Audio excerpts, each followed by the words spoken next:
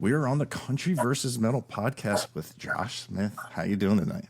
Pretty good, man. How you doing, Patrick? Oh, I'm doing well. And like we were talking in the lobby, the man of 1,000 names. Oh my gosh, yeah. Too many. I can't decide who I am. We're all Josh Smith, though. In the end, We're all Josh Smith. yeah. That's it. It's Handsome and the Humbles. And Yeah, that's my band. That's most of my Rev J. stuff. Michael Smith. Yeah, that's my preaching name. That's my it's my reverend name, and then Josh Smith. If you're nasty, sometimes I just go by that. But you can find most of my stuff under Handsome and the Humbles. Yeah, I like that. Who claims to be the handsome one? Is that like a big thing with the band? They fight over that? We just always say that Handsome didn't show up. I mean, I just want to. I'm not saying who's handsome, but I think you could go look at the pictures and decide for yourself. If you know what I mean. I mean, I don't know. No, we just always say Handsome didn't show up tonight and apologize for that, and then play some rock and roll country and get out of there. That's funny. That's definitely a great band name for a talking point. Even like when you go to a show and you never heard, and you'll be like, you got to be curious. It is, and someone always asked, "Well, who's the handsome one? Who's the handsome one? How'd you come up with that name?" And I mean, it was pretty. When we did come up with that name, it was kind of like we were just sitting in a room coming up with a bunch of inappropriate names, and I said something about how I was so handsome but also humble. And our drummer at the time said, "Handsome and humble," and from there it became Handsome and the Humbles. So that's wild. Yeah. It's crazy how just band names just pop, just right out of a conversation. And man, it's been going on for quite some time now. Oh yeah, man. I was really wanting something a lot like filthier or weirder, but we ended up with Handsome and the Humbles. So that's what we didn't vote, but I felt like it was voted on, and I was outvoted by people with probably bigger brains than I have. Better brains, anyway. They outvoted the lead singer. Yeah, I think so. Lead singer and wrote most of the songs too, but really though they were all better than I am. Like at the music part, so I really was kind of at the mercy of them. So. Yeah. That's funny. Yeah. That's funny how that came about. And man, one of your songs I love is Bonneville. Oh, really? It reminded me, like, my uncle had a Bonneville. My mom had one. I remember my uncle called his Battle Cat. And I love the sound of it. It's got a great sound. Thank you so much. I appreciate it. That's one of my favorite songs on the last album for sure. My best friend, when I was about 14 years old, his sister got her first car. It was a 1974 Bonneville, and we thought it was the coolest car that ever existed. It had like holes rusted through the floor of it, but man, it felt like like the fastest, like also biggest thing that we'd ever been in. It was crazy. I love that car. It was like a teal that was always dirty. Like the color, and dude, thank you. I appreciate that. That's probably my favorite song on the newest. Well, one of my favorite songs on the new record. So I really appreciate that. Yeah, it definitely had me like in my own music video.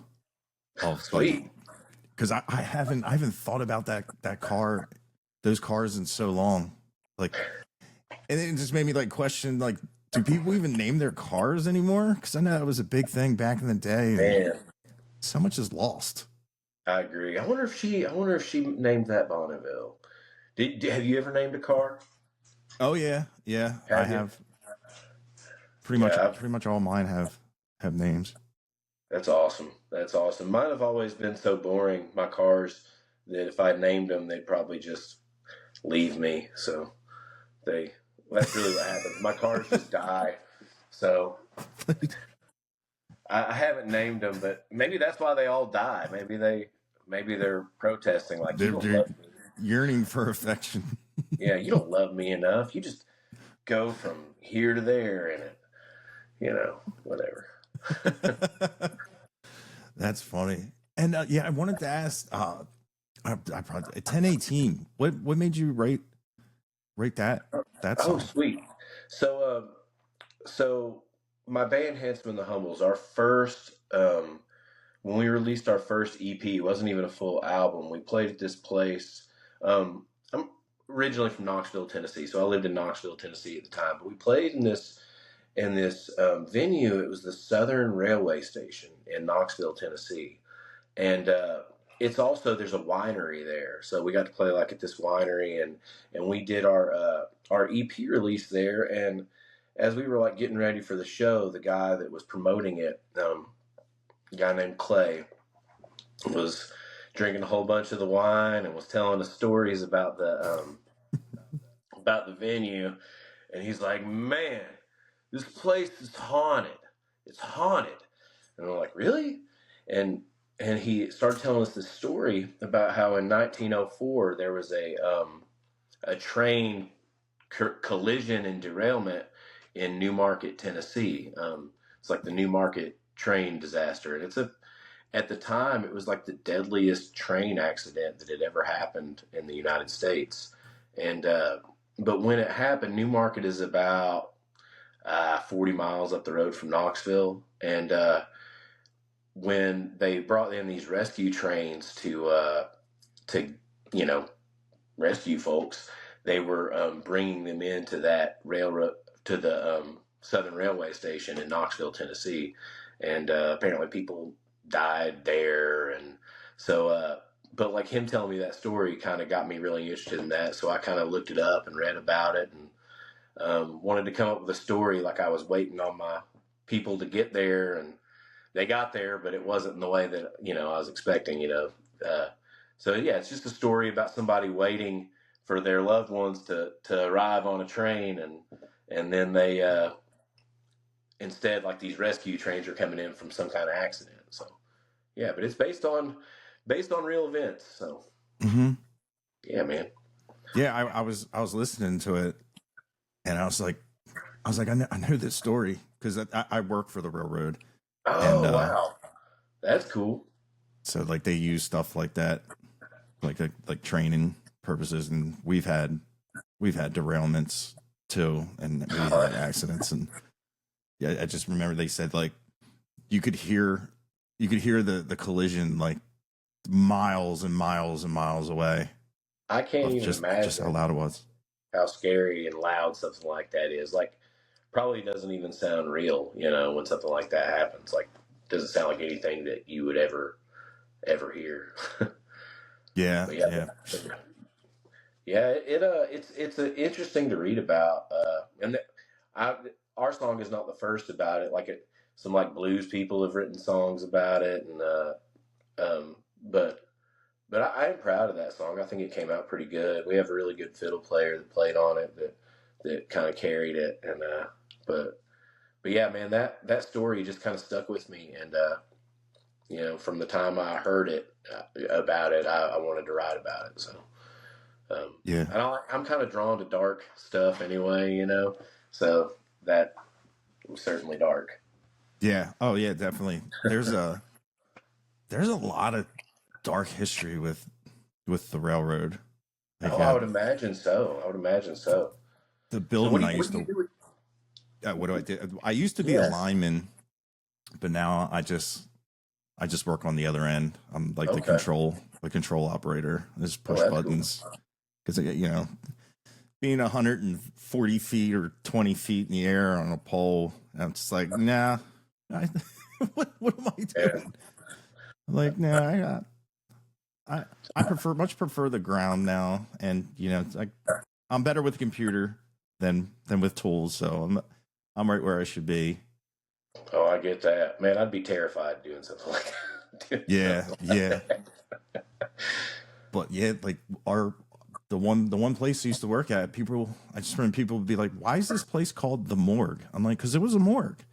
and we had an old book of when during the war they would take the bodies and just stack them in the hallway, and That's crazy. you could take the book and walk down the hallway and just you could just see like how it used to be, because like a lot of like it's a huge angel, and people always take a picture of it. I'm like, yeah, those are the railroaders that died during the war, and a lot of Yeah. a lot of the victims ended up they had a chapel, Yeah. and it was a morgue, and it's like crazy, like yeah, you're sitting in what used to be a morgue, and some people just like they get absolutely terrified, but it just gives off like a vibe, and I Yeah. like. Yeah, no, I get that. I find stuff that like that really interesting as well. And I mean, I get why people get, you know, stressed out or scared with stuff like that, but I'm always kind of like, oh, that's cool. Let's go. Yeah. Let's go explore. Yeah, right. Like some people are like terrified. I used to go up to Boston every other weekend, and my boss went to the same hotel I was at, and he told me what room he was in. I said, "Oh, dude, you're in the haunted room," and he's like, "Don't mess with me." I said, "It's one of the oldest hotels in the United States." I said, "That room is haunted. It's like preferred." And he's like, "Dude, stop." And he went downstairs, and the receptionist was like, "Absolutely, yeah." People have been reported seeing a guy drinking whiskey in the one chair and everything. It's a very highly sought after room. He's like, well, I don't want it. You know, like, put me in there. Come on, man. Yeah, it was just, I'm like, dude, enjoy. He's like, yeah, no, it's cool. They're not going to hurt you, probably. Yeah. You get slimed. Just don't be rude to him, you know? Yeah. Don't take his chair. That's his chair. Yeah. Just sit in the right place and you'll be fine. Nobody's gonna bother you. Yeah. But that's wild how that story came from a venue, and just hearing the history of the venue. Has that been the only time that you've gotten a song from actually being told a story, or just any? Man. I guess so many. No, yeah, like so I work in physical therapy. I have to have a real job, and I work in physical therapy, and like I've written several songs where especially when I first started doing physical therapy, it was also kind of around the time that I started writing more prolifically, like where I started to really focus on writing songs. Before that, I'd played bass in other people's bands and brought them my songs, and then they were like, "Oh, those are cute," you know. And then we just went on. I would just, you know, go back to playing my songs. But around the time I started working in physical therapy, I was working in a lot of nursing homes and places like that. And you know, you're spending 8 hours a day talking to people that are 80 years old and older, and man, older folks got stories. You know, they lived through things that I haven't seen. They've lived through things that I will live through but haven't lived through yet, you know. And I mean, obviously you can just learn so much from people that are older. And but I've written several songs just either told from the point of view of people that I've spoken with that were telling me stories, or that have, like, where they've kind of got me started, like on an idea, like you know, and I just kind of start going down a path based on a conversation that I had with a person. But that's kind of for a long time, that was kind of where most of my songs came from, were just based on like conversations that I had with people, especially like a lot of the stuff that, you know, again, I'm originally from East Tennessee. I'm in Texas, and I'll probably, you know, end up dying here like Davy Crockett, you know. But I like when I first started, a lot of the songs like just about Appalachia and the mountains and the people there came from either people I met or people that like, or like stories that I heard about people, you know. So that's a lot of what I've written about is just from conversations that I have with folks. Nice. Yeah. Talking to older people, it's especially like that age, it's incredible when you really think about it. And I always tell, like, my grandmother, she was like upset they revived her, and you know, we were like, what's wrong? And she's like, you know, I want to be with I want to be with my Yeah, husband and whatnot. We're like, oh, well, we're glad you're here. I just remember her saying, yeah. I remember Wyatt Earp's funeral. I'm That's wild. I'm done. Like I'm fulfilled. I'm happy. And I'm just like, Gosh. I'm like, dude, that's so crazy. I'm like, and you think about it, and it's like, man, the Yeah. That time just period seems so long ago. Like it's yeah, amazing that you were able to talk to somebody that you were related to somebody that was there for his funeral. Like, or there at that time. Like what? That's I don't know. That's freaking awesome. yeah. Because That's that might just as well just be wild Star to me. Wars to me because that's so long ago and so different than anything that I've ever seen. Right? Like, um, Yeah, and yeah, and especially like when you do think about like this country, we're just like a blip yeah, in the we're world. young. Like you go over there, they got the Coliseum. Yeah, Yeah, and it's crazy because a lot of people when the Texas guys do come up here, they're always like, "Where do we get cheesesteaks from?" I'm like, "Do you understand? This is the birth of the country." I said the stones you're standing on, these streets, and I was yeah, like, the Constitution, the Liberty Bells over there, and then it's like, where's the Rocky statue? I'm like, oh. man. We'll get to I'm that not gonna later. lie. When I But went to yeah, it's just Philadelphia, funny. I was like, "Where's the Rocky statue?" But I I get it. But Yeah, yeah. it's like So a it's crazy, man. Like I grew up in Tennessee. My dad was from New York, and I remember like I'd visit New York when I was a kid, and everything in New York is so much older, than like stuff in Tennessee. Kind of like we were talking about Philadelphia, like, and even then, still, we're so this country is so new compared to yeah. like other places, even in what's considered like the Western world, in Europe and whatever. And, like I don't know, it really kind of puts things into a wild perspective. Yeah, especially like around like Salem and all the witch superstitions. They have like their steps set up weird because they didn't think witches could climb up regular steps, and these houses still have these like crazy steps, and it's just so nuts how just stuff like that still exists. And man, like across the street from my parents is this Victorian house built in Victorian times. It still has places to tie your horse up at. It's That's incredible. crazy. That's wild. That's super cool. So you're in Pennsylvania? No, no, I'm actually in Delaware. Oh, in Delaware. Yeah. I remember that in Wayne's World, they were in Delaware for a Yeah. moment. Yeah, it's funny. I was at Stocktober I got to meet Larry Joe Taylor, and he was Oh man. he asked why how come you been to my festival? I was like, man, I'm from like out here. We don't have stuff like that. I don't know how to be. I don't know how I can survive. And he was just explaining to me. He was like, hey, you come, blah blah blah, and he was like, yeah, and if you come, I want you to play guitar for me. I'm like, wow, dude, I would love that. And one of the first songs I put on was like, "Screw You, We're from Texas," with Uh-huh. like Co-Wetzel and a bunch of other people. Yeah. And I'm like, man, this is pretty cool. And they say Delaware in it. And I was like, dude, that's like fate. I came out of nowhere.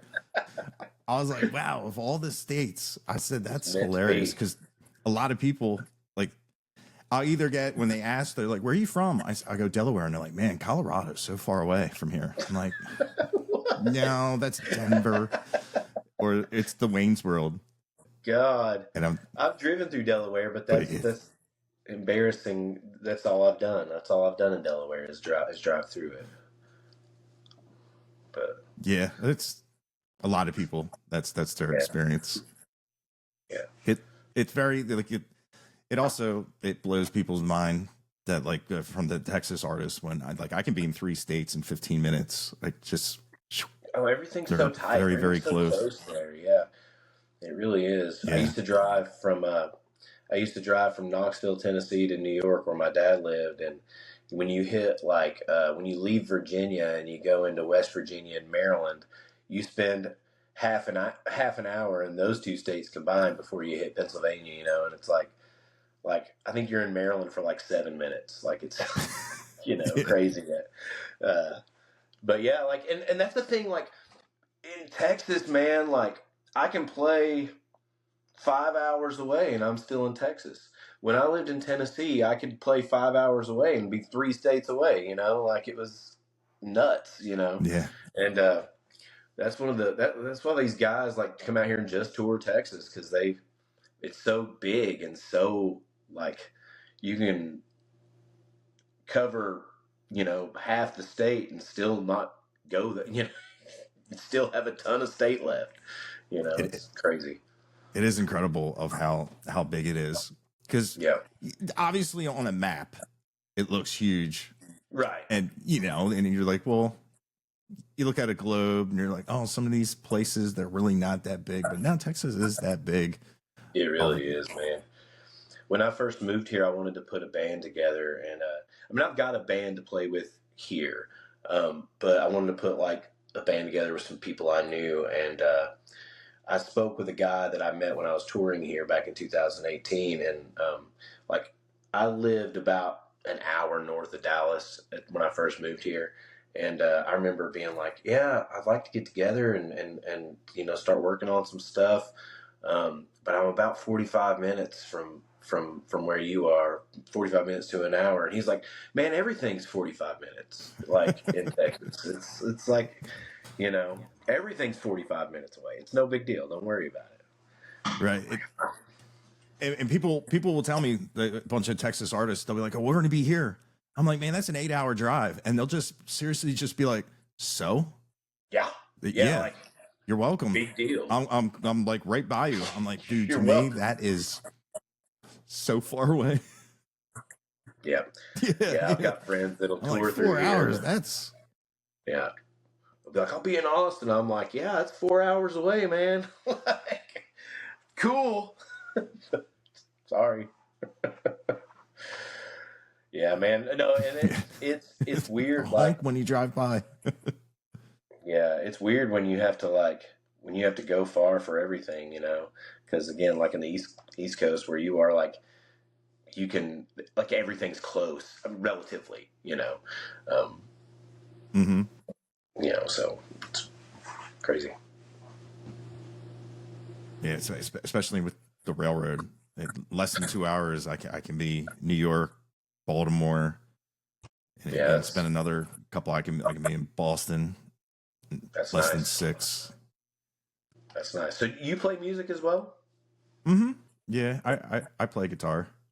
Oh, sweet, Yeah. sweet. And you're I mean, so how did you like? I'm asking you questions now.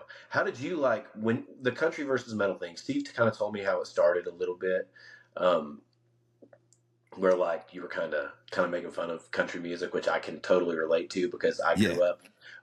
I grew up in East Tennessee where you can't escape country. Like it's everywhere, but it's not good country. It's the Mm. pop mainstream stuff well, there is good country there, but that's not what like you're so it's not what you're exposed to all the time, right? Like you're exposed to all the crap that's on mainstream country radio and CMT or whatever. Does CMT still exist? Who knows? I don't know. But like, so I totally get making fun of it. Like, but like, how did you end up here? We're doing what you're doing. Man, yeah, Steve was right. Like I kind of like was sitting with my buddy. He's a country singer, and we were just doing like the dichotomy of I don't like it, he does, Yeah. and my buddy he has an entertainment company, and it's like partnered with a label in Nashville, and he knew I played guitar, and he was like, listen, I got a gig for you. It's tomorrow, and it's kind of a big deal. He's got 4.5 million followers on Spotify, so it's going to be a big deal. And I Yeah. just remember him sending me the set list, and they don't have who does the songs on the set list. So I was like having a huge issue with like trying to figure out. And it was funny when the artist showed up, I was outside with my battery powered amp, like learn these songs. And he had my drummer at the time. Uh-huh. And they pulled up and they're like, hey man, that's pretty cool, playing right up to the show, I appreciate it. I'm like, well, I just got the set list. And I just remember I just was like, I said something. I said, yeah, I like this George Jones guy. And they're like, the way I said it, he was like, oh, yeah, duh. And I'm like, yeah, Yeah, right. today's the first day I've heard his voice. He's really good. And they're like, excuse me? Like, you're playing a gig with me? He's like, you know who George Strait is? I was like, I do now, about a day ago. And my buddy, the drummer, pulled aside. He's like, dude, you got to start listening to country.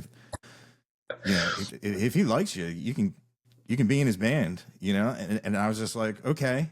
And like the one songwriter, you're living like you're basically listening to my life. And that's that's I think the thing for me that I love about a lot of the Texas country music and a lot of the independent kind of country music, or however alt country, which is kind of what I can't help but call it, again, based on the stuff that I kind of got into country music with, it's just dudes writing songs about the things they know, and it's not a committee of writers writing songs about like what's going to get,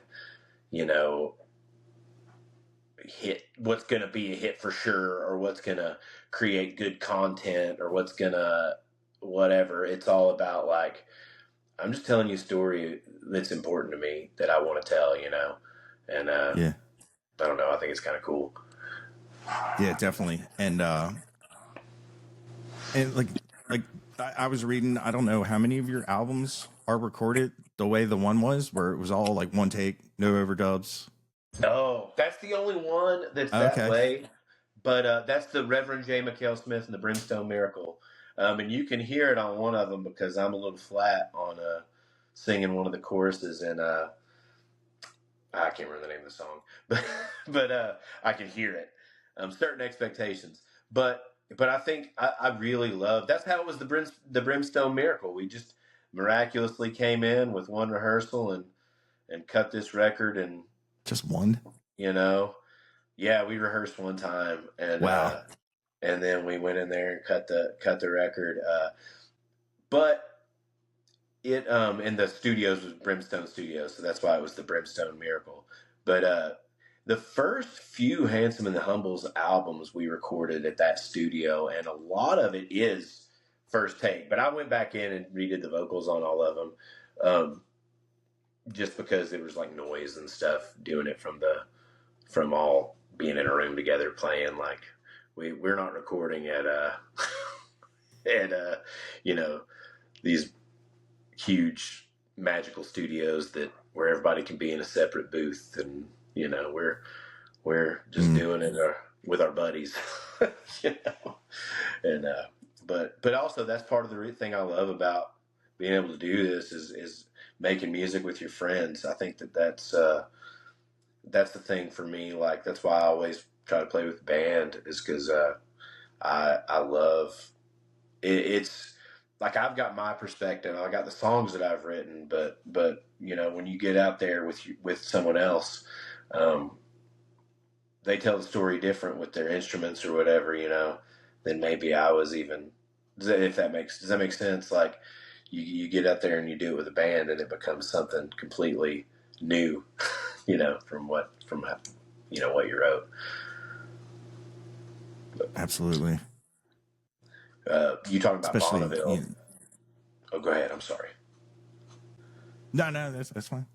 Like you mentioned in Bonneville, like I had this whole idea in my head for how it was going to sound, and then I brought it to my buddy, my bandmate Josh Hudson, the guitar player for Handsome and the Humbles, and like he heard all this other stuff. That's how we ended up with a bunch of like synths and stuff on it, and like I love it. Like I like that's the song to me now. Is like with all the synth and stuff added to it, but like I was just hearing it like a just a straightforward rock song, and then you bring your friends and they're like, no, but listen to this. This is what I think. This is what I'm hearing. This is what I think of when I think of a Bonneville. Check this out, because sonically, it's very, very cool. It's very cinematic. A lot of your music's very cinematic. A lot of it has like the dark, like should be in like a Quentin Tarantino, like I'll take it, just like a man. Thank you. montage, dark drive. Thank you. That's a really nice compliment. I appreciate that. And I think that's how I think of when I listen to music. Again, the songs that I like are usually, I kind of I get visuals, like when I'm listening to music, and the stuff I like, one of my favorite bands is like The Replacements. And if I listen to Can't Hardly Wait, like he says, like the part where he's talking about like the dirty floor, and like that's what I'm thinking. Like I see this stuff, and so I hope that when I make music that like it paints a picture, and that you get a feel, and it feels like your own little, like you said, my music video. Like I hope it feels like a movie or like a music video. I mean, crap, that's the way I grew up listening to music or learning music, was watching music videos. Those don't exist anymore, I don't think, but not in the same way that they used to. But a lot of how I even like experienced music for the first time was seeing something with it, right? And so that's a really nice compliment. I appreciate that. Yeah, it's definitely very cinematic. And yeah, I guess back in the day, the one band that was 1,000% gave that for me was Pink Floyd. Oh my gosh, yeah, they were incredible. Yeah, have you ever done the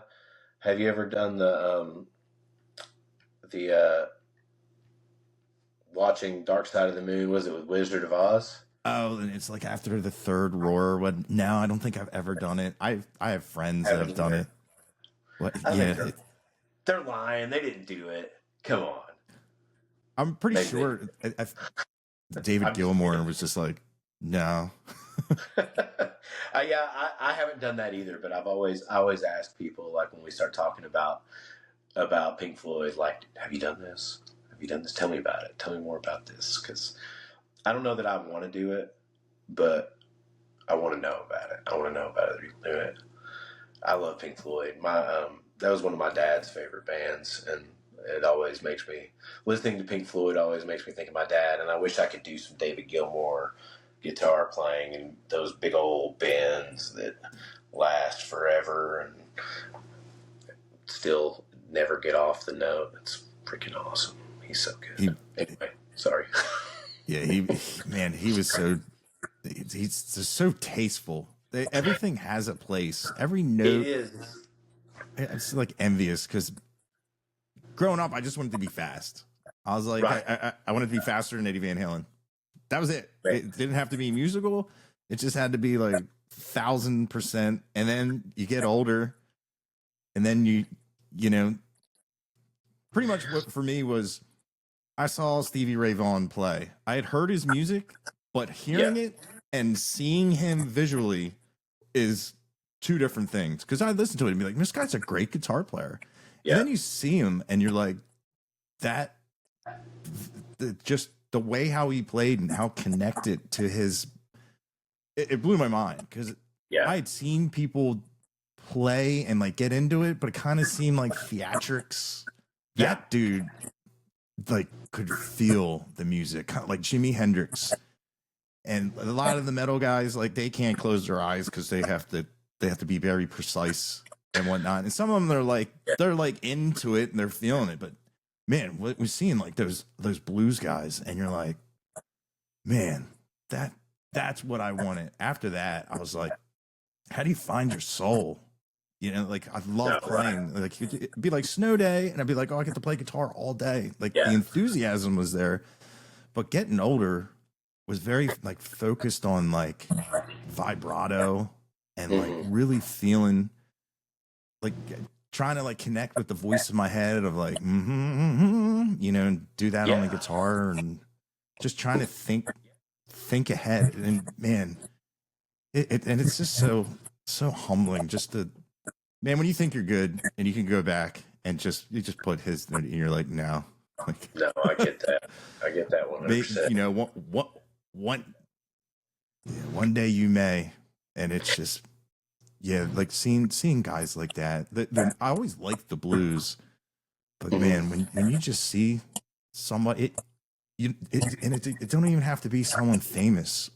If there's someone just locked in their instrument, Yeah. that was like the transcendence for me. I was like, I want that. You know, it's cool when people are impressed with your, like your guitar gymnastics. You know, you can tap real fast and whatnot, but it's that's all it is. It's theatrics. There's no depth to it, you know. Yeah. And my God, those guys their depth is deeper than the ocean, and Yeah. I love It's it. I you know it's funny though, because like I mean you mentioned being faster than Eddie Van Halen. Imagine being that fast and also being as soulful and awesome as Eddie Van Halen. Yeah, right. Like Oh, dude. I mean, I don't know. It's everywhere. Awesome, like incredible feel. Like cuz I I generally like I've always kind of like with guitar players and stuff, kind of tended towards guys like I'm not a great guitar player, but like David Gilmour, who like it's just you feel so much with what they're playing, and Mhm. again, like the way they can, or like Stevie Ray Vaughan, the tone that Stevie Ray Vaughan would get, and like just the tone itself would make me be like, oh God, how do you do that? Like how do you make me feel that with just the way that the combination of the strings and the electronics and your fingers freaking sound, the strings and the amp and your fingers. But like also dudes like Eddie Van Halen were able to like play like that and it actually be meaningful and feel good and like I don't know, illicit feelings and not just be fast, not just be shredding. It there were also great songs, I don't know. I love Van Halen too. Got Van Uh, Halen Rising somewhere behind me over here. yeah, it's still to this day. There's some riffs of theirs that just, man, all the hairs just stand up on my arms, and it's just a weird sense of euphoria of just that one and just the whole thing. It timeless, never Yeah. unchanged. Like it just never, it'll never get old. And man, Um, what a great time to like. There's some people that like they waited for that music. That's what I'm yeah. jealous of, because now I go in the back catalog. But there was a time where like, you know the anticipation of what's he going to do next, Yeah. especially a great band, great players like that. And because now I guess there's still a lot of great guys out there, but I just feel like I guess because like the disconnect of not having the physical media anymore. Like Yeah. I love taking the thing and reading it and having something in the hand. That's why I've been. I can't find my turntable, but I don't care. I love having the vinyl and just you see the art and you see everything, and it's just to be able to hold it anymore. I don't know. It's just a weird disconnect. I feel old, No, but I understand that totally. I understand feeling old. I'm totally embarrassed by this. I feel like I need to plug my phone in, and I don't see a charger close by. streaming it'll suck the Holy battery moly. right out. Do we have like 30 seconds for me to dig this thing out of the drawer? Is that Yeah. okay? You're Can I good. do that? I hate to ruin.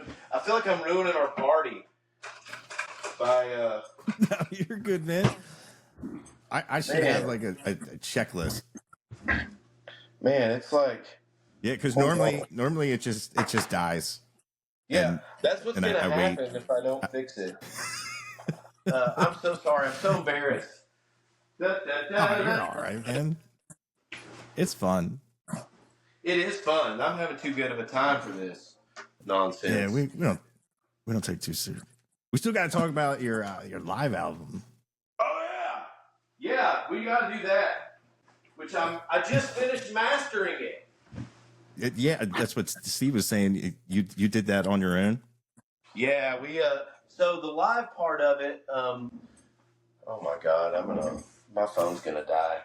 The live part of it, we recorded a radio station actually recorded it, WDVX in Knoxville, Tennessee, and it so all the tracks are from the board. We played a show for them. It's called Tennessee Shines, and it was at this really awesome, like, historic theater in Knoxville, Tennessee, the Bijou. It's actually where Hank Williams played before he died, in the back of a car. It was that was our live show, was at that theater, and we recorded it there, and then they sent us the tracks over, and Josh, our other guitar player, mixed it. Because we just had raw tracks, went straight from there into the radio broadcast. So it was sort of mixed on the radio, but not super mixed. And Josh mixed it, and then we did the mastering. And I think it's going to be out a month, 4 weeks from Friday. So we were looking at a spring date, and his other band's got an album coming out in April, and I wanted to make sure with him that we weren't stepping on that. And he was like, "Nah, man, you're not stepping on it. We just releasing something." So we're gonna release it.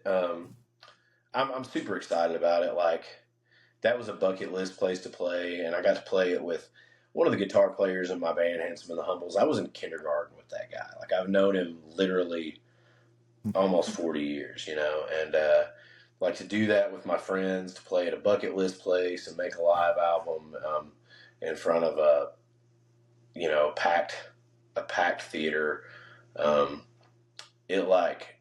it made me feel so good, and like, I don't know, it's like I still can't believe that we got to do it, and so that'll be coming out a month from Friday, and the records are going to be out later, because what I was trying to do with the physical copies of it is WDVX, the station where we did that recorded it, basically. They are a listener supported station, and they were receiving funds like from like PBS or from public broadcasting, and those funds are gone. So they lost a huge chunk of their operation expenses when, like, public radio basically went away. And so it's not going to be a lot of money, but we're going to donate the profits from our physical copies to them. So it's also just like kind of a thank you to, and those are the kind of radio stations that play us anyway, or the public stations, public radio stations, college radio stations. Those are a lot of the stations that play the kind of music that we do. So we're going to donate our money that we make off of that record to one of those listener supported stations that really has taken care of our band. So yeah, I'm pretty excited about it. Yeah, that's great. I still haven't found my plug. I'm still worried that my phone's going to die. I have no idea. Like, I literally had a power block in my hand minutes ago. I hate to do it again. Let me see. So is life. I'm embarrassed. I'm so sorry. Yeah, that's all right. I can remember jingles from the 80s, but I can't tell you where my car keys are without an AirTag. Dude, I'm the worst about that. Like, it's sort of fun being that guy, but also, again, can be embarrassing in times like this when I'm like, yeah, my phone could die while we're doing this. But yeah, we got the live album coming out, and again, I'm going to release a solo album. I say solo, but I'm going to make it with my friend Daniel Markham, who is a rocker here in Texas. You should listen to Daniel Markham's stuff. He's a great player. He recently bought a 5150. He's really 5150. 5150. Yeah, my friend just got the guy that I play with here, Daniel Markham, who you should check his music out. He's a great songwriter. He plays really great rock and roll music. He's played some country music too, but he's really more of a rocker. But he just got his 5150. He also just built like he built a guitar like Eddie Van Halen's, like the one with all the, I don't know. I'm not describing it very well. The anyway, Frankenstrat. Yeah, he built like a Frankenstrat that looks like it, and it's rad. But he said that when he plugged into the 5150 and cranked it up, he felt like Marty McFly, like in the beginning of Back to the Future when he hits the chord and like throws him back, and yeah, he's like, it's incredible, it's so loud. It's like 125. That was my first half stack. Oh man, it's awesome. Those are awesome amps. I made my dad buy me one. I was like, my sister does gymnastics. That's like thousands of dollars a month. This is like, I still have it. Like, it's an investment. I was telling him, I'm like, I'll never sell it. And it's not the original blockhead lettering. It's from the initial run, but it needs to be like recapped. But the first time I played it, I was like, dude, this thing is amazing. I had it on 6, and I swear it was moving. I just remember the people in the front row were like putting their fingers in their ears. It was way too loud, but 16 or it's like 15 years old with a leather jacket. I was like, yeah. Suffer. Dude, I was gonna say, dude, one of those on 6 is probably enough to like play unmiked in an arena. Like you could, like that amp is so much. Ridiculous. It's like 125, like tube watts, which are, that's just silly anyway. I mean, that's freaking awesome. I'm so jealous. It is. That's so much. I still have it. I have one of the EL34s, the 1x12 over here too, and it has like that power scaling thing. It's still loud. It's still, and like those Sheffield, they will not blow up. I've given them every opportunity to blow a speaker. They're not. Apparently, they're not the best, but my God, dude. Apparently, when they started building those amps, I've heard this from a couple of people. So it is written.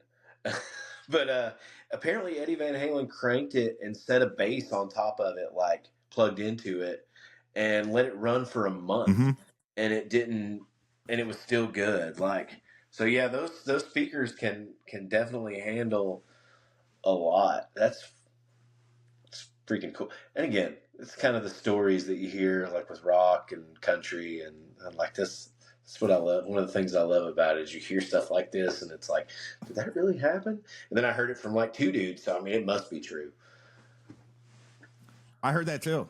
Yeah. And they just remember the one. It was like a Friday, and he just cranked everything on 10, and just lay the guitar down and just leave it on. Yeah, I heard that That's he left definitely how you for a month or something crazy like that. I wish That's I had. Wild. I miss stuff like that, like the urban legends. Oh yeah. Oh, everything's out there now. And it's almost kind of miss like the mystique. You know, some like I with like Twitter and everything. Like I don't want to think of like my Guitar Hero. I don't want to know what he gets at Starbucks.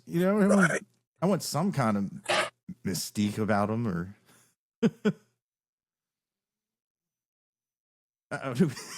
did we lose Josh again?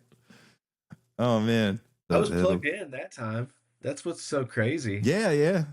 Did you get a phone call, or a lot of times? No idea what happened. I'm on the computer now, so I guess that's what I should have done in the first place. I just didn't think that it would. I don't know. Trial and error. Yeah. I was telling people a lot of things with music. is it's all about the cable. That's one of the quotes I always say. Like guys would be like, "Hey, can I run my sound to this? Can I have this?" And I'd be like, "That requires another cable. That requires, especially how proprietary, or I can't say those words, of how like brand, like the cable is the cable." Oh, yeah. And especially at the end of shows where like you have a guy, they had a great time, they had a great night, and they just want to help. And it's just, you're like, nah, dude, like I need to know where these cables wind up. Like, yeah, like you may throw the mixing board's cable somewhere and we'll never find it. Yeah. And the next show, we're just gonna be screwed. But yeah, it's always another cable. You got to charge something. I can't tell you how many times I put my in-ear pack in and nothing comes out. Oh, the batteries are dead. Oh, that's dude. Right. Dude, I've had so many issues where like I've played shows and stuff's not worked, or I'm hard on my cables, man. I'm all my musician friends all my bandmates kind of make fun of me and end up, letting me borrow their stuff because I'm always like wrecking my cables. But yeah, like I don't know why my phone's dying again. Like it was literally plugged in that time. I guess it's time for a new phone. Yeah, I had to upgrade mine. So I said, man, yeah. I hate phones. To me are like getting tires. Like I have to have it, but I really don't want to like spend money on a new phone. Or like I've had this phone for a couple of years now, but before I had it, I had like, I think until like 2023, I had an iPhone 7. Like, and before that I was on a 4, and before that I had a flip phone. Like I miss them. They'd be charged for 3 weeks. And it's harder to get a hold of people. I kind of miss that because now it's just like, oh, you didn't answer text message, you didn't answer the phone call. I'm gonna send you a DM on every platform. I was gonna say you could just send it to him on social media. Like it's you can't hide anymore. No, and it's sad. Old man yells at cloud. Yeah. Well, and like as a musician, like whatever you announce for your tour, people know where you're going to be, and that always freaks me out because I wanted to be anonymous, like that guy, Country versus Metal, and then somehow I probably said my name on one of the first things I did, and I looked, and I'm like, oh, I have 6,000 friend requests. Okay. Oh, that's crazy. Well, that's crazy. That's over. Yeah. Guess your thing now. Yeah. That's what. Yeah, man. It's funny. I never really thought about that, but probably because I kind of,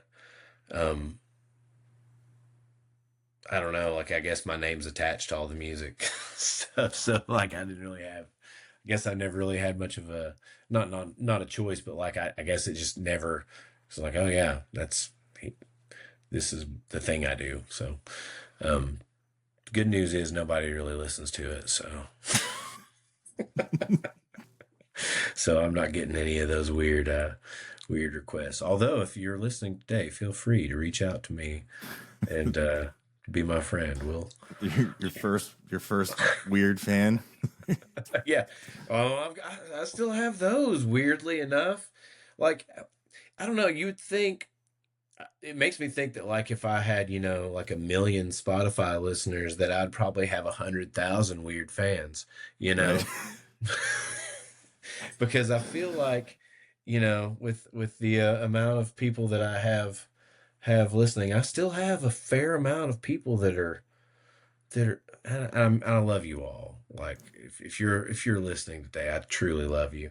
But I still have a weird amount of people that ask me a lot of weird personal questions or say a lot of weird stuff on social media, and if the proportions are what I think they are,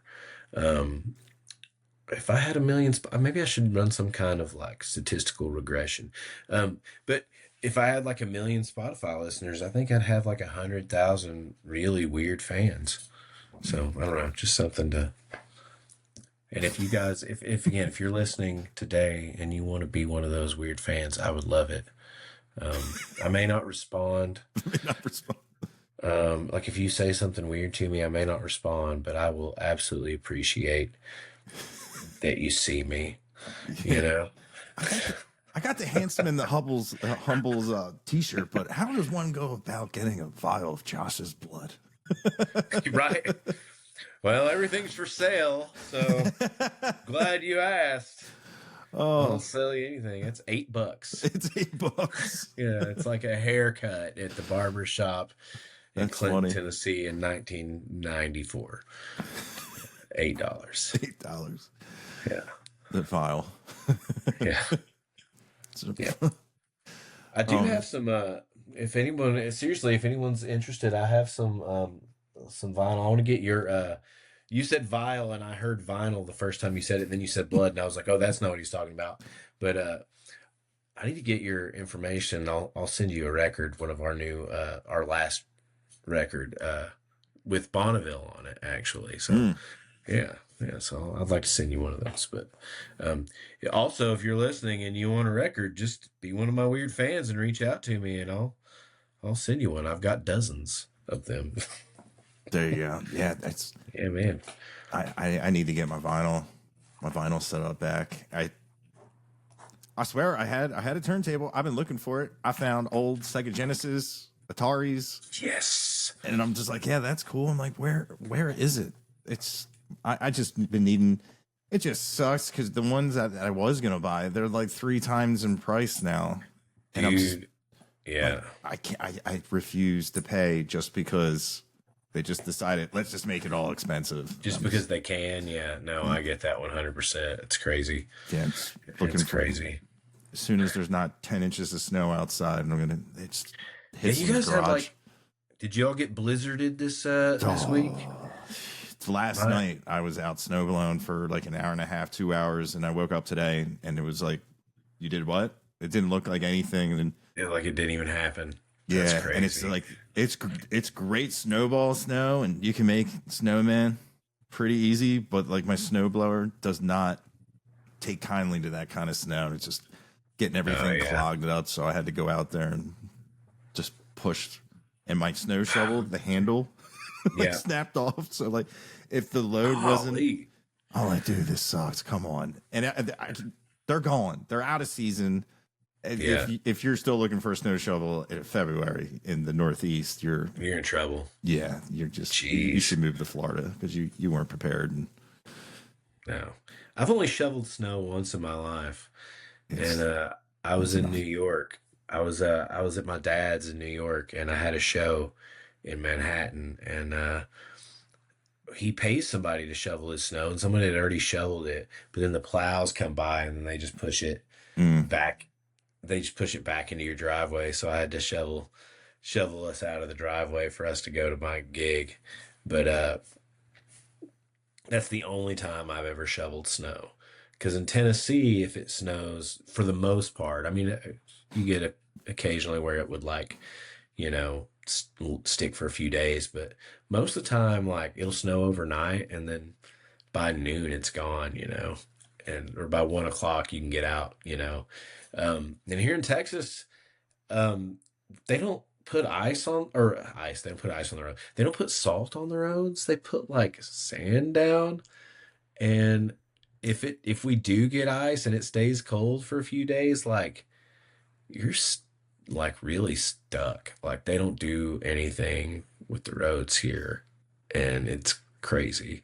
We had an ice storm a couple of weeks ago, and I mean we had ice on the ground for 2 weeks, but it was like it was the most insane thing I've ever seen. It was like we knew it was coming and we didn't prepare for it at all. didn't like put brine or salt or anything down, and then it was too icy for anybody to even do anything with it. It was great. It was awesome. Loved it. That was probably when I went to Mile Zero Fest. Yeah, it was a couple weeks ago. Yeah, about a Yeah, month ago now. Yeah, 3 weeks yeah. ago That. maybe. Oh my god. That. I. It was the day of the storm, or the night after, the day after, and I'm like, man, this is the Northeast. This is nothing for us, you know. Right. In Philly, there's snow removal. They Mhm. call it the Snow John. But That's like awesome. we ended up being delayed 5 hours because they wouldn't plow like a little section of where the plane was because they taxi them off, and we're just sitting there, and you know the people with the arms crossed, and Oh my gosh. it was wild. I was banging on the window, like, "Come on, man!" Like I'm getting nervous. Yeah. I have travel anxiety. You know, Yeah, it's bad enough, right? Soul Gravy wasn't going to make it, so like Steve was like, "I'm gonna have to cancel," and I'm like, "We need to get going." It was what really made it like not so bad is I was on the window and I'm just like pointing, like, "Come on, man!" They're all looking up. They're probably like, "Yeah, that ain't gonna work." Right. And up comes next to me, it's Paulie Shore, and he's like, he just starts talking, and I look at him, I'm like, "Dude, you're Paulie Shore." I'd never acknowledged it, and we're talking. And it was funny. I was like, "Oh, are you going to Key West?" And he just went, "No," and just walked away. I was like, "Well, that was interesting." And then he came back. He came back and like passed out at the gate. No. And he ended up talking to him a little bit more. And then come to find, we're finally getting on the airplane, and he come walking up. He's like, "Safe travels, buddy." I'm like, "Dad, just fist bump Paulie Shore." That's freaking cool. And I was like, "Man, nothing's gonna ruin this." And then we get diverted to Miami, which I've never been to Miami Airport. That place is an escape room. Oh, really? You have to like take trains, like light rail to one here, and Yeah. you got to get your luggage. You got to go back, and they have this entire like rental thing, and they like legit all came out and said there are no cars. Get a hotel room. Or don't. And I was just like, I text Steve, and then he just happened to send like, "What about Uber?" And I'm like, so I Ubered from Miami to Key West for. I brought up on there was like two older ladies that were like they didn't have the means to even like rent a room, find a room, old phones. I was like, "Listen, that's all. Just get the Uber XL. Like we'll make it. We'll make it. We'll drive through the night." And the guy came, picked us up. He was like falling asleep. I'm Oh like, my God. he spoke no English, and I was just like, "Yeah, necesito Red Bull." Right. I don't know what he was putting in his lip. I'm like, una mas. I don't know what that is, but you're Yeah. staying awake. You need more of them. Yeah, I don't know if it was Zins or something to keep him awake. I was like, Oh my "Man," gosh. That's crazy. I was like, "Yeah, you definitely didn't know how far this was," and yeah, but we made it. That's awesome. That's awesome. And now you have cool story. You talked to Pauly Shore. You had a Yeah, scary night drive, and yeah. and you interviewed some cool people at Mile Zero Fest. I saw that you had some cool. Yeah, that's a great festival. I've not been, but I always think it looks like a good time. It's awesome. A lot of people they'll ask, they're like, how do you get to hang out with so many artists? And I'm like, first off, you don't need a big TikTok. Just go to Key West, go to Duval. They're all down there. They're all hanging out. It's just wild. You just walk in. That's what's his name. And then at the end of the night, around like 4 a.m., they all do things. They said they wouldn't do like karaoke. It was I think I can't Sounds remember like what. Yeah, they were like just Tanner Usry, and Shane Smith, and Sunshine. Dang. They're all singing, and it's just like college time fun. You feel young again. Yeah. Sunshine used to be in this band from Knoxville. Oh my God. Cruz Contreras. I'm like blanking on like this band from my hometown that is awesome. The same thing happens to me. You press that red button. Yeah. Sunshine was in this band, and he can rip. God, that guy could play. Or if we're talking about the same person, I mean, he's in Shane Smith's band now. Yeah, Dustin. Yeah, he's good too. He's a good songwriter too. He's good. Yeah, He's I like his original music. I kind of Yeah. what did I said it was like I said, I hope you don't take this the wrong way. It's kind of got like that big sound, like Peter Gabriel, like that old '80s like big boom sound where Yeah. it's it's not too compressed where there's no peaks and valleys, but it just has like a big, nice stereo width. Yeah, it's huge. And Yeah. I always love that. Like, like if I'm playing in a band when I'm the only guitar player, I Mhm. like having like the stereo, but put Mhm. like chorus on one. It just Uh-huh. it just makes it sound so 'Cause much it bigger. widens it out, yeah, or Yeah, it's just a something. little different. Yeah. That's like when people are like quad track. Why don't we just copy it? I'm like, no, that little micro that space, It ch- yes, it makes a huge difference. it's Like it crazy. really it adds so much to the thickness of it. Um Black Lilies, that was the band he was in and from Okay, Knoxville, Tennessee. Are you familiar with the Black Lilies? They're great too. I know that name. Cruz Contreras is their songwriter. They they had they were a really good band. I mean, they're still Cruz Contreras is still making music. I don't know if he's using the Black Lilies name or if he's using his own, but he's a Black great Lily. songwriter. But yeah, but Dustin was with them uh for that's I first met him. The first time I came and played music, toured in Texas. Uh did a couple of shows supporting the Black Lilies and I was like, God, that guitar player, it's freaking killer. But Yeah, yeah, speaking of stereo, his sound is huge. He yeah. recently went to the, as we said, the dark side. He uses the quad cortex. Oh, really? Yeah, he was like, you never would believe it. I was like, well, you know, when you can put all your sounds into a box and Yeah, put it in your backpack and travel all around the world and have your setup on every stage. That's what I like about it. It's the same yeah, sound no matter what room. If they put you in the corner and your combo amp is bouncing off and yeah. it's making the snare trigger it's Oh, yeah, just it's you know and the routing options. yeah. I've heard it's like incredible. Like I've not used anything like that, but I've heard it's like really like again like you can count on it um to sound like you need it to sound, and that's I mean when you're doing it every day, like you need it to sound the way it sounds, you know. Um, you need to get your sound, so that makes sense to me. It's technology anymore. It's Magic, y'all, yeah, coming from those old Digitech, yeah, they sounded terrible. dude. I recorded back around 2000. We recorded a whole album with like pods, guitar like Line 6 pods, man. And The kidney bean, right, or the yeah, bean. they sounded fine, I guess.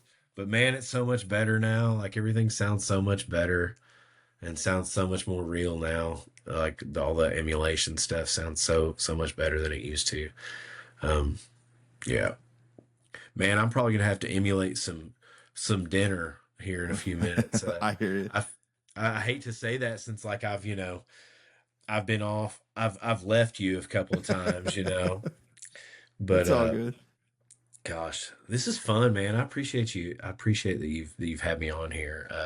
I know I kind of get on to rambling, and we've probably talked more about amps and uh, stuff like that than we have music. But I hope that's okay. Yeah, that's fine. That's kind of like how I like it to go. You know, like Yeah, instead of just like grilling you with questions you probably been asked, you know, like the whole like yeah. template. It's No, funny what sometimes comes up.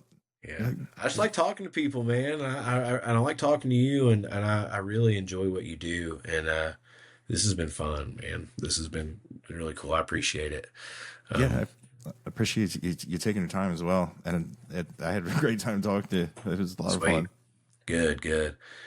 Um, but we'll I'm sure we're gonna run into each other again in October. You gonna be back down for Yep, the October thing here? 14th. Yeah, Sweet. October part deux. Yeah. Oh man, that'll be my second. Was that your second one, or because they've That done it? was the third. Okay. Yeah, we had two at the White Elephant, and then it got way too big, and that was the first time at the Rhinestone. The Rhinestone's just perfect room. Oh man, that was a really cool place, man, and it's crazy. Like, um, like I felt like I knew a lot of people there, and then there were so many people that I don't know, or that like I had heard their names, and it was just like, wow, man, I, it's really cool that I get to be a part of something like this, you know? Because I mean, you really have had some awesome artists on your show, and like I said, I watched recently watched the Matt Hillier one you did a few months ago, and I'm like, this guy's a legend around here, you know, and just hearing him talk about, you know, everything Right? was super cool, you know. I'm And like, so I just think what you do is really cool, and I'm grateful that I got to do it with you. So yeah, I'm glad you came on. yeah, man. And yeah, I look forward to seeing you again at the stockyards. Yeah, man, that'll be fun. Rock Absolutely. and roll. Hell yeah, yeah. But yeah, man, I'll let you get to dinner. Oh man. Sorry, I wasn't trying to like end it. Oh, it's fine. Like, It's fine. necessarily. Okay, cool. Yeah, yeah, dude. You gotta eat. You gotta eat. Awesome, man. Hey, thank you so much for having me. Yeah, man. Thanks for coming on. And yeah, enjoy your night, bud. All right, man. You too. Yep. Thank you.